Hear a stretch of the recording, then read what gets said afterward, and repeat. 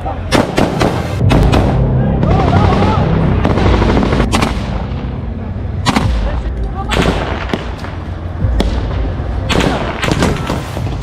Hamas युद्ध के बीच Israeli सेना दो मोर्चों पर युद्ध का सामना कर रही है। एक तरफ जहां आईडीएफ गाजा में हमास से जंग लड़ रही है, वहीं उत्तरी इजराइल बॉर्डर पर लेबनान के आतंकी संगठन हिजबुल्लाह के साथ जंग का खतरा बढ़ता जा रहा है। क्योंकि जैसे जैसे आईडीएफ गाजा में हमले तेज कर रही है, वैसे वैसे हिजबुल्लाह भी उत्तरी इजराइल पर अपने हमले तेज कर रहा है।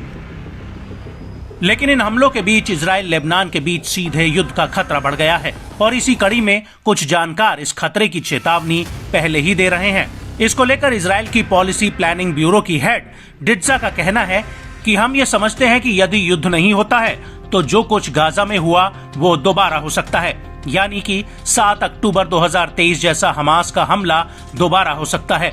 दूसरी तरफ हम ये जानते हैं कि यदि युद्ध होता है तो वो बड़ा होगा और इस युद्ध में बड़ी संख्या में सैनिक और नागरिक मारे जाएंगे।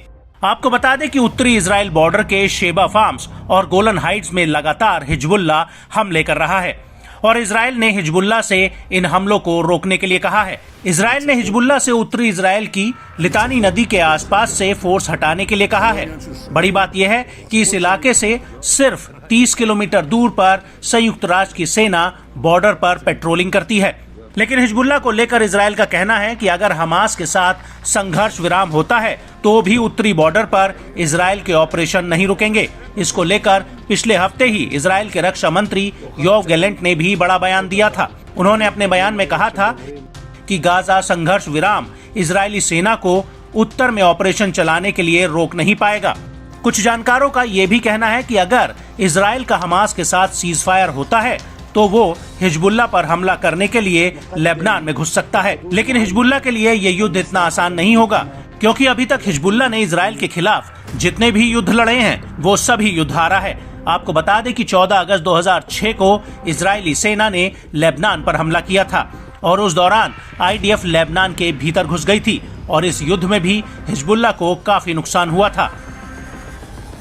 लेकिन बड़ा सवाल यह है कि अगर हिजबुल्लाह पर इजराइल हमला करता है तो क्या वो अपनी रक्षा कर पाएगा। तो आपको बता दें कि ईरान के इशारे पर ही हिजबुल्लाह लगातार इजराइल पर हमले कर रहा है, या यूं कहें कि हिजबुल्लाह इजराइल के खिलाफ ईरान का ही एक मुखौटा चेहरा है।